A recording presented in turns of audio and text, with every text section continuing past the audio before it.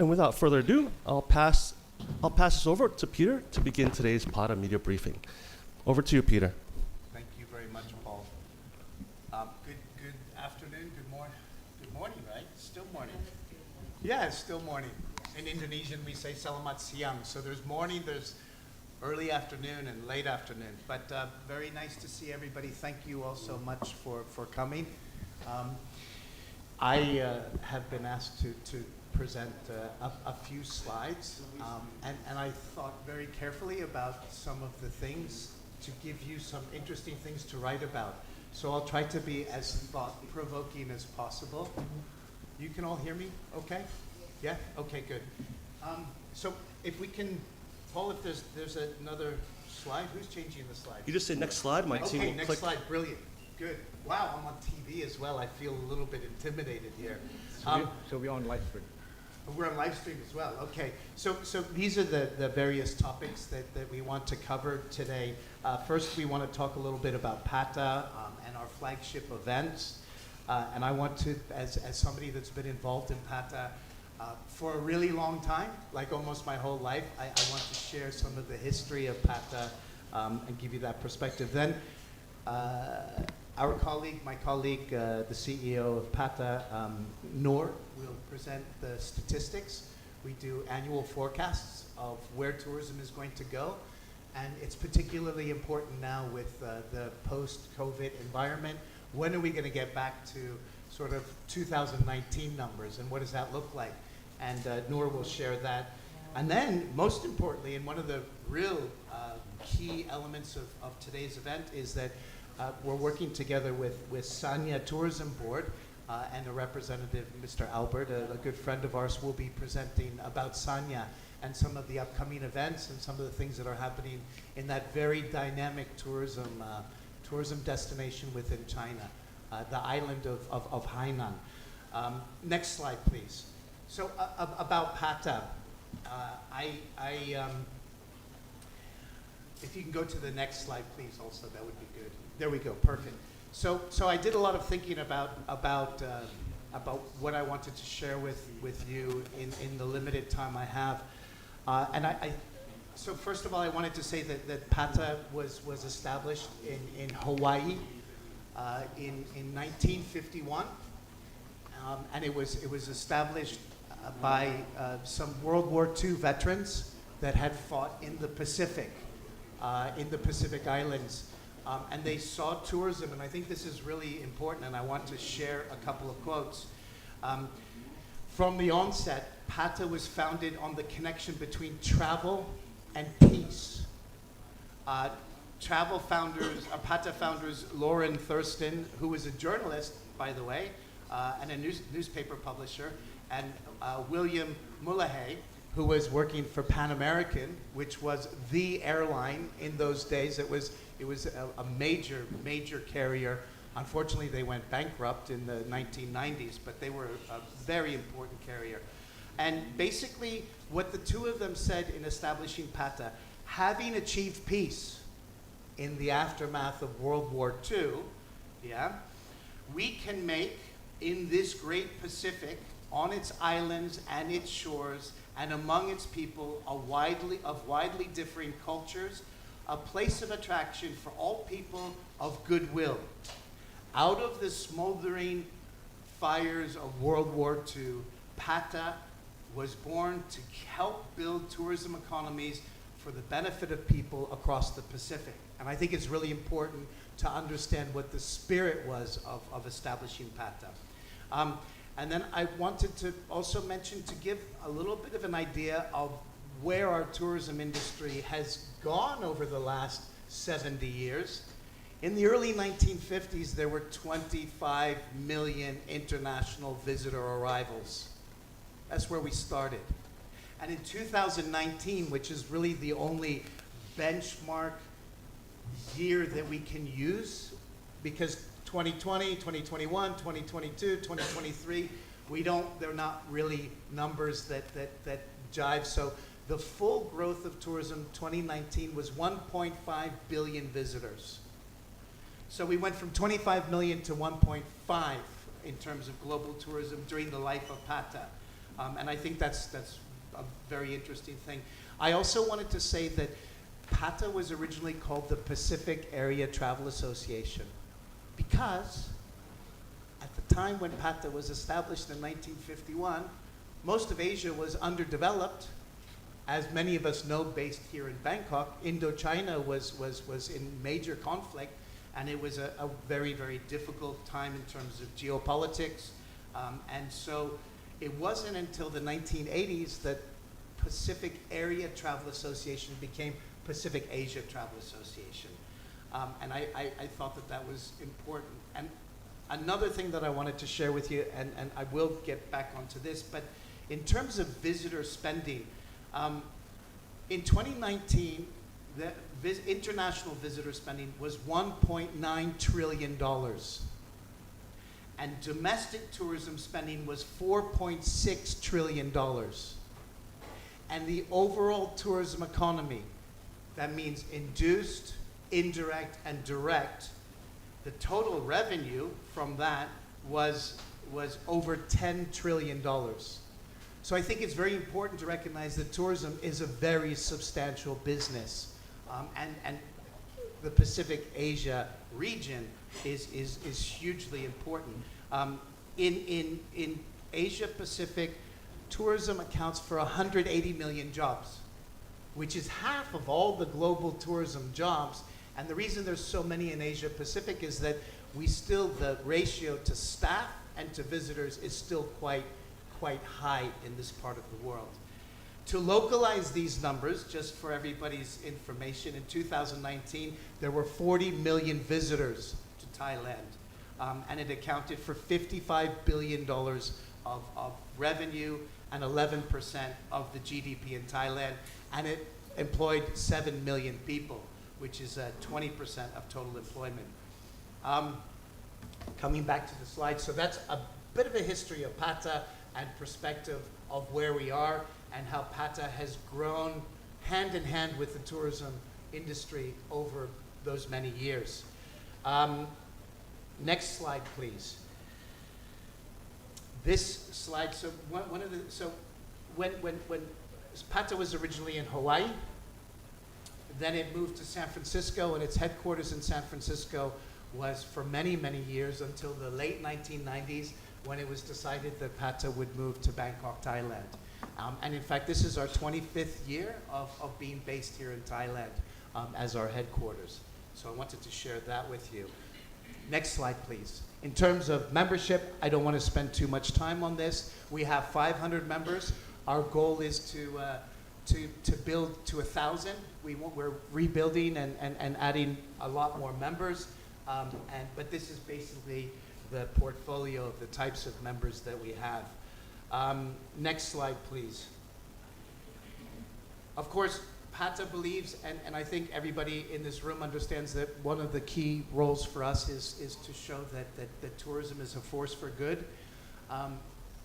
But also, I think it's important for us to recognize that tourism is also a force for things that maybe aren't so good. And I think that we need to have that realization as we go forward. On the positive side, and I have to write a lot about it in the work that I do, but there's a lot of positive impacts in terms of employment, in terms of poverty alleviation, in terms of helping to achieve the Sustainable Development Goals. And I would even argue that tourism also helps to create peace and understanding and cultural understanding. But having said that, and I wanted to raise this because I don't want to be naive as the chair of PATA to not recognize that there's a lot of challenges that we're facing as an industry right now. And we can get into them later. I'm willing to speak about them if you're interested in discussing them. I know I have to stay with my time limit for this opening comment. But the first thing is I'd love to talk to you about crisis. We've got MPOX, it's coming here again. What's going to happen with MPOX? We're going to have more natural disasters. We're going to have more health disasters. We're going to have more political unrest. It's just, that's the reality. And one of the things that I wanted to say about that is that tourism is a really unique business because it's one of the only export businesses where the customer has to come to pick up the product. Most everything else, you can shove it in a container and ship it to France, right, Frederic, or to Sanya or whatever. But in this case, people have to come and experience the product, and that makes tourism extraordinarily susceptible to crisis. And so therefore, yeah, there's plenty of crisis, and we need to be aware of that. The other thing that I wanted to say is that I said 1.5 billion visitors in 2019. In 2019, we could already see that there was a lot of negative environmental and social impacts as a result of tourism. And there is a huge invisible burden of tourism that we have failed to measure. And it's very important for us to start to identify that and really admit that there's some serious challenges there, which also leads to sustainability and the whole issue around that. And I also wanted to say another key issue, which I believe that you journalists should be covering, is this overwhelming speed of digitalization, how it's changing the total dynamic of this industry, and it's putting some people aside because it's creating these massive digital divides. So micro and small enterprises, they're not able to compete anymore because they don't have the digital capacity, the digital fluency to be able to operate in the economy. So that's another challenge that we face. I also wanted to say that regional conflict in the Middle East and Europe is a problem for us. And so at PATA, we understand that war is an existential threat and that peace is a prerequisite to sustainable tourism.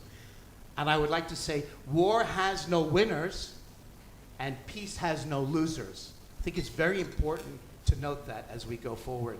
And finally, I just wanted to say another key issue is human capital.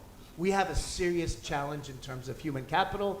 Post-COVID, nobody wants to work in our industry anymore. They've moved on. They're doing other things. Nobody wants to serve people. And so that's another challenge that the industry is going through. And that's another thing that PATA needs to help the industry to address. So I thought it was really important to just mention those because I don't want anybody to think that PATA is sitting with its head in the sand, not aware of what's going on. Next slide, please. My final responsibility this morning, or this morning, is to, next slide, please, is to present to you the PATA Travel Mart, which is the reason that everybody is gathered here in Bangkok this week. We've been running the PATA Travel Mart for 46 years. It was really the first B2B travel trade show for sure in Asia Pacific, but even arguably in the world. I know there's a ITB, but it was about the same.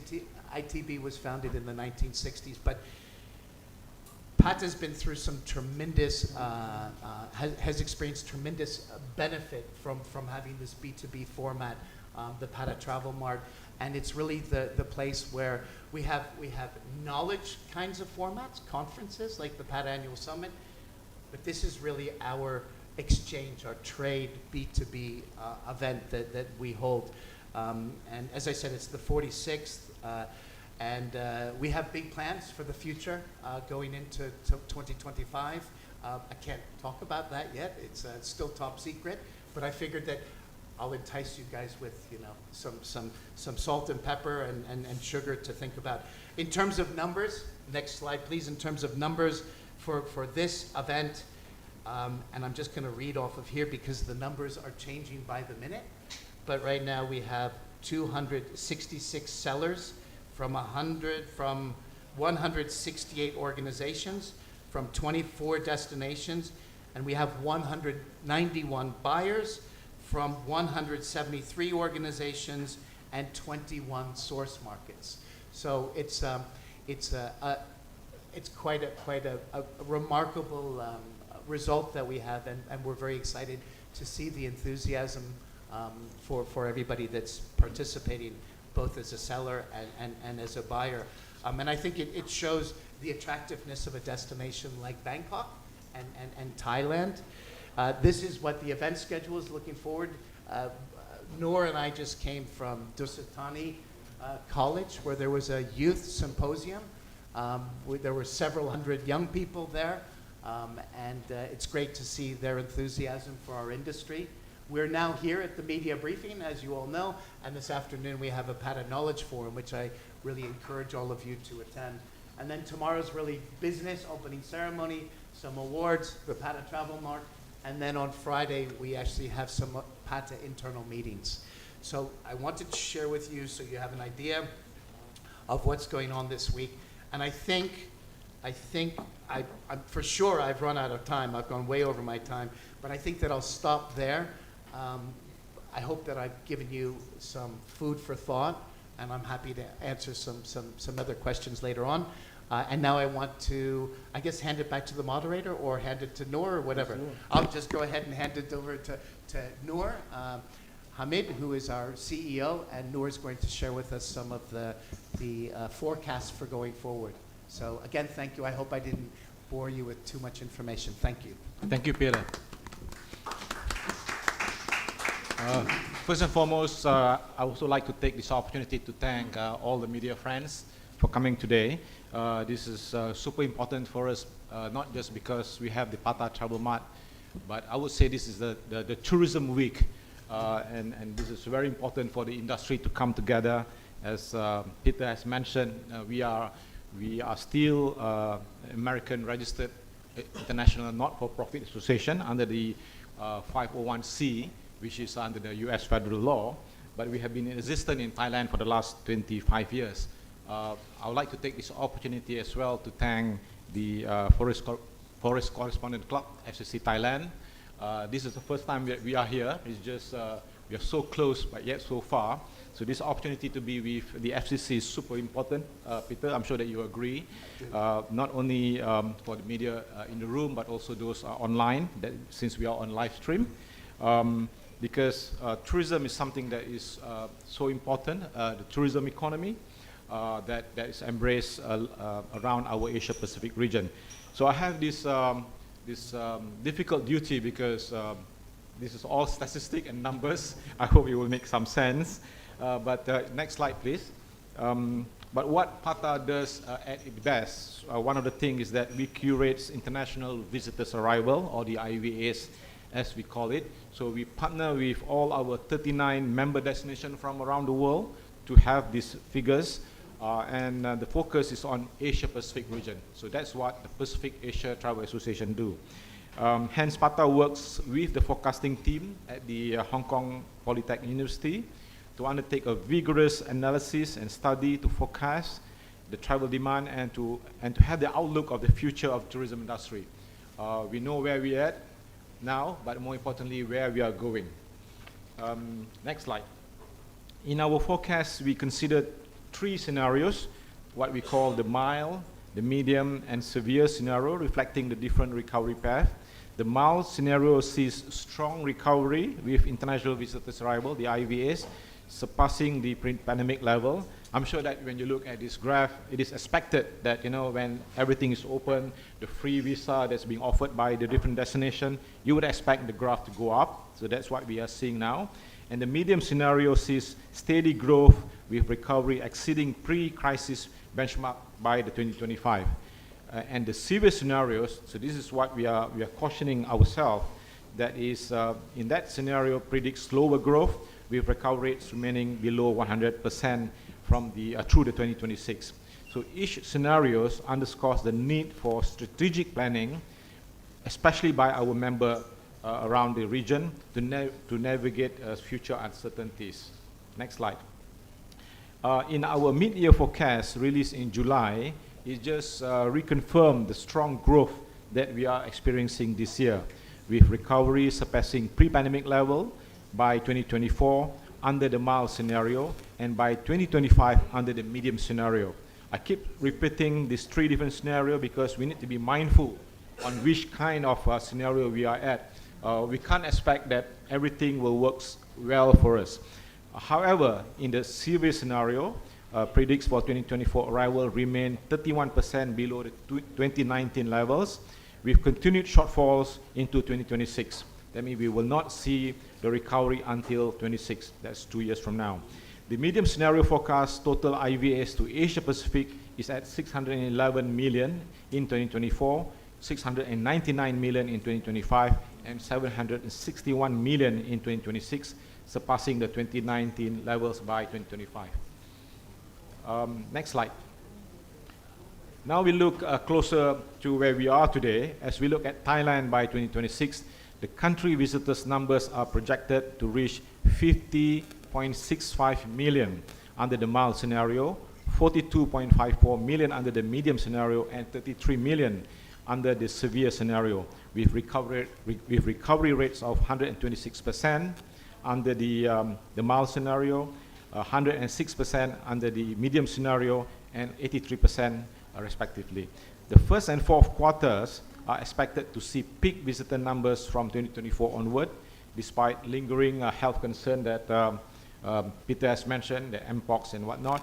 Thailand has boosted visitor confidence through initiatives like the Green Health Certificates and plans to enhance entry convenience with automated passport checks and the visa-free policies. Next slide.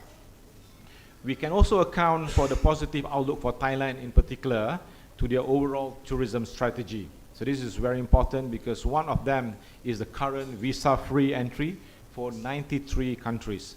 Furthermore, Thailand Ignite Thailand vision emphasizes on development of 55 secondary cities, aiming to spread tourism benefit across the nation, and also to have the solution from what Peter has mentioned about the overload of tourism in certain hotspots.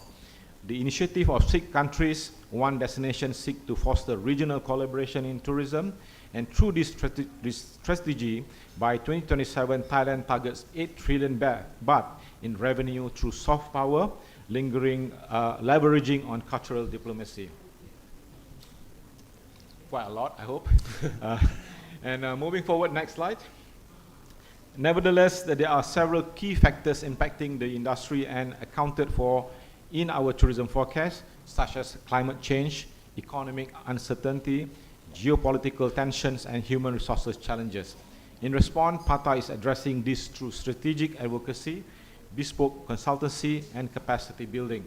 I'm happy to report that the Executive Board and the Board of PATA has approved the PATA Strategy 2030 at our recently concluded PATA Annual Summit in Macau last May, where the 5 pillars would be the advisory services, the research and publications, knowledge hub, thematic events and business exchange, as well as capacity building. So this is the area that PATA's Vision 2030 underpins our approach to build a resilient, inclusive, and sustainable tourism industry in the Asia-Pacific region. Next slide. As we look to the future, PATA is championing the 3 R's of tourism: resilient, responsible, and reimagine. We are guiding the tourism industry to rebuild with resilient, act with responsible by respecting cultural heritage, and reimagine the possibilities for sustainable growth. This principle will be the foundation for shaping a more sustainable and culturally respectful tourism economy moving forward. Next slide. We are here today for a very important occasion because PATA, for the first time, will be having this collaboration with the Sanya Tourism Board, and will be signing an MOU shortly. Next slide. Sanya Tourism Board, established in 2020, focuses on promoting Sanya as a premier tropical resort destination. Sanya is located on the Hainan Island. Sanya is China's most visited beach resort, attracting tourists to its tropical climate and top-notch infrastructure. Sanya appeal is boosted by its special economic zone status and the visa-free access for 59 countries. I repeat, visa-free access for 59 countries, making it an easily accessible destination. The Sanya Tourism Board, next slide. The Sanya Tourism Board, in collaborating with PATA, is organizing the 2024 Tropical Coastal City Tourism event, taking place at the Hyatt Regency Sanya Tianli Bay in Sanya, Hainan, China, next week. This event themed The Next Wave, Shaping the Future of Tourism Marketing in Tropical Coastal Cities, will explore innovative strategies and opportunities for marketing tropical coastal destination as Sanya and other parts of the region. Next slide. The primary objective of this event are twofold. Firstly is to share best practices among industry professionals and to promote Sanya as a premier tropical coastal destination. By fostering collaboration and showcasing Sanya's unique offerings, we aim to set new benchmark in tourism marketing and development. We are honored to welcome leaders from 10 different tropical, coastal, and island resort destinations to this event. This gathering promises to be a confluence of innovative ideas, conversation that matters, sharing strategies that will shape the future of tourism and in the tropical region, and using tourism as a force for good. We look forward to deepening our cooperation with Sanya, leveraging in its strategic location and growing tourism market.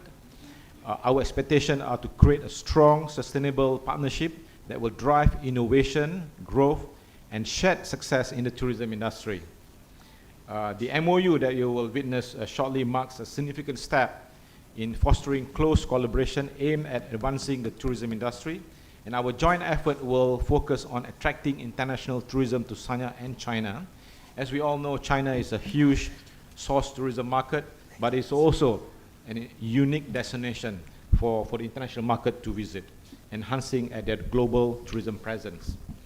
On that note, I would like to invite Mr. Albert Yip, the Director General of Sanya Tourism Board, who is with here today to speak to all of you. Please welcome Albert.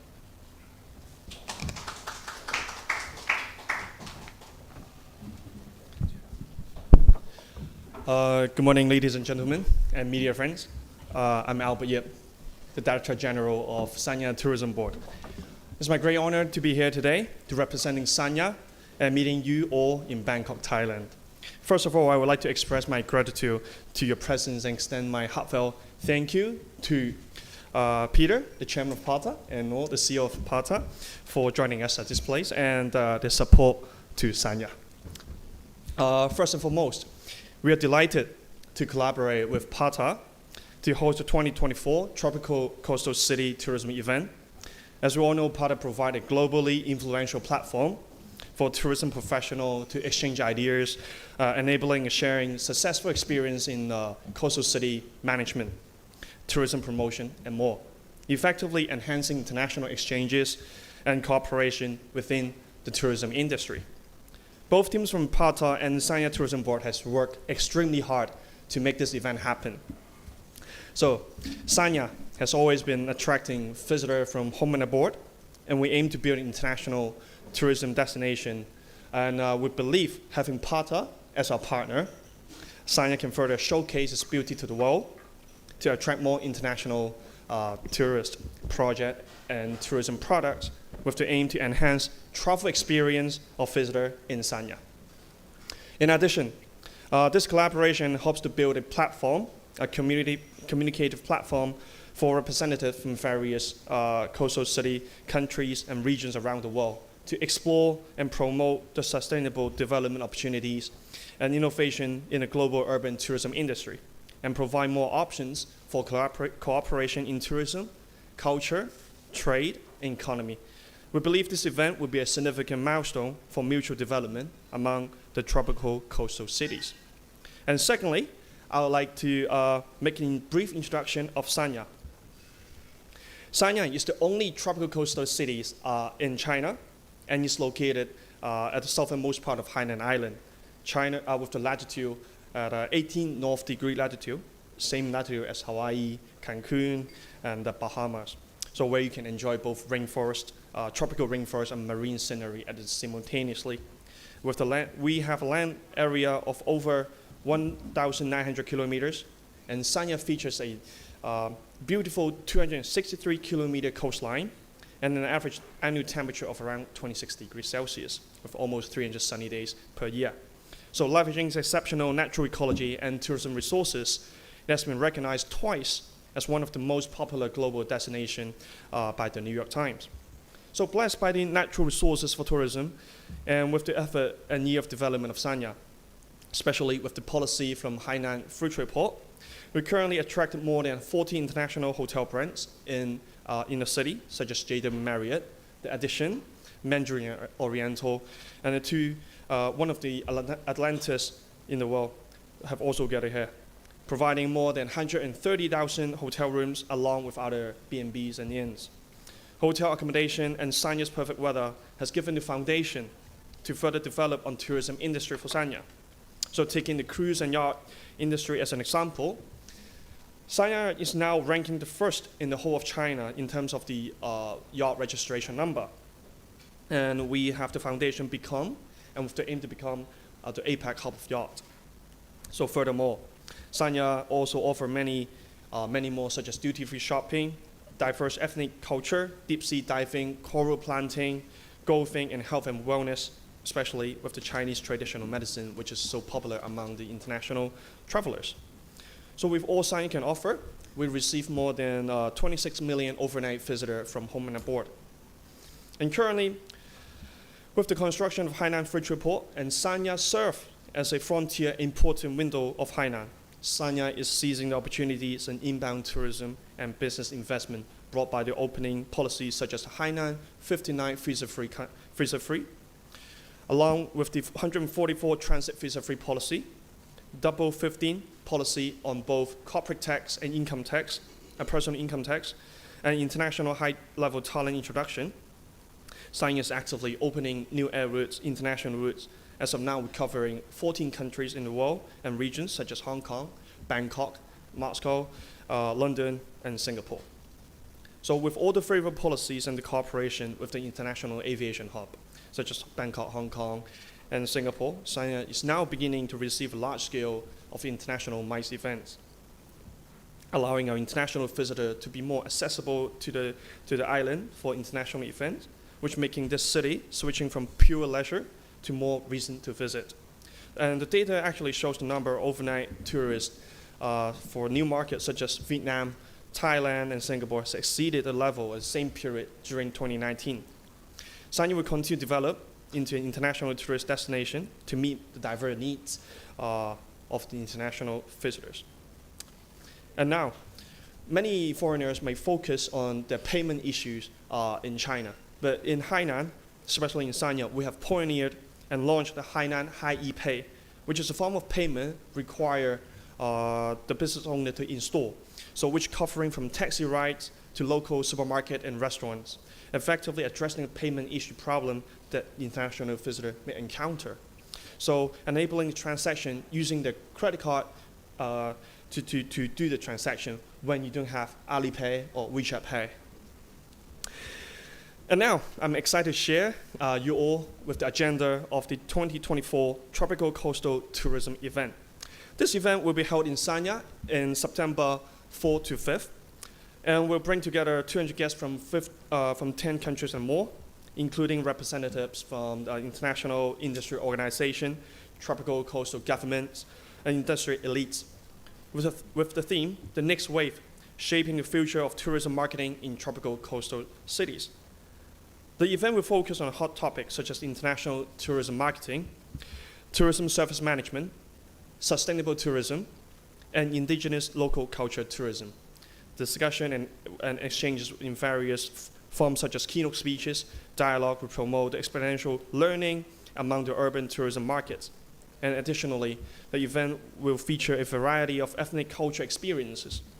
Guests will be invited to participate in tour for Sanya unique tourism resources and experience the distinctive folk culture, providing attendees with new insight and ideas for tourism development.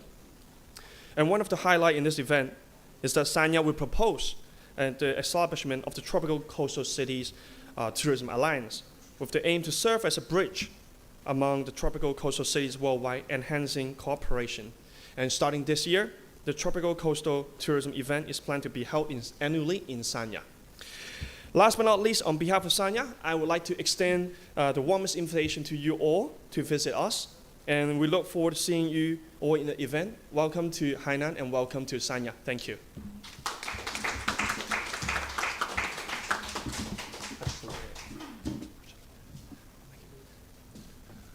Well, thank you very much, Albert. And can we just move to the next slide as we move into the signing ceremony between PATA and the Sanya Tourism Board. Without further ado, Noor, Albert, please go ahead and sign the agreements.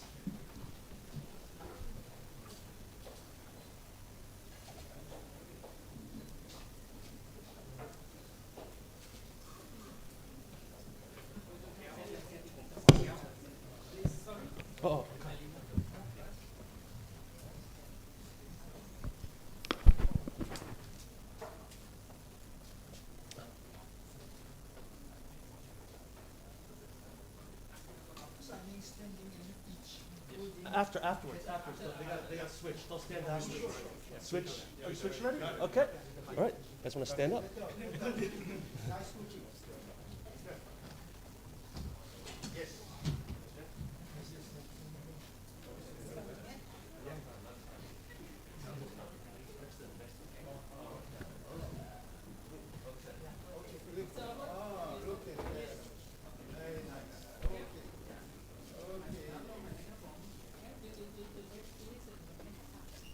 Different perspective.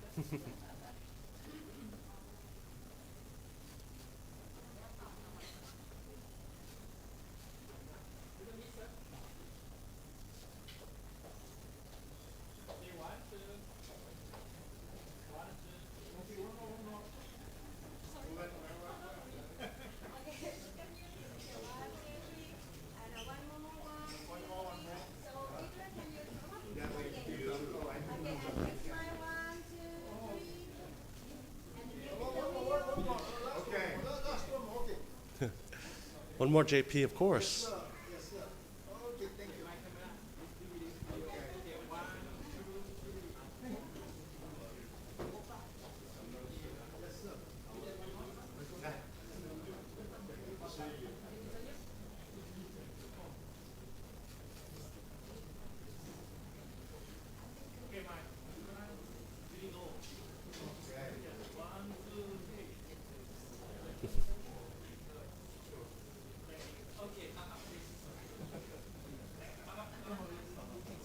Oh, sorry, I didn't. Okay, thank you. All right, thank you very much. Just everyone that's online, thank you very much for viewing today's PATA Media Briefing, and thank you very much for everyone that's here online. So can we please cut it? All right. So, next slide.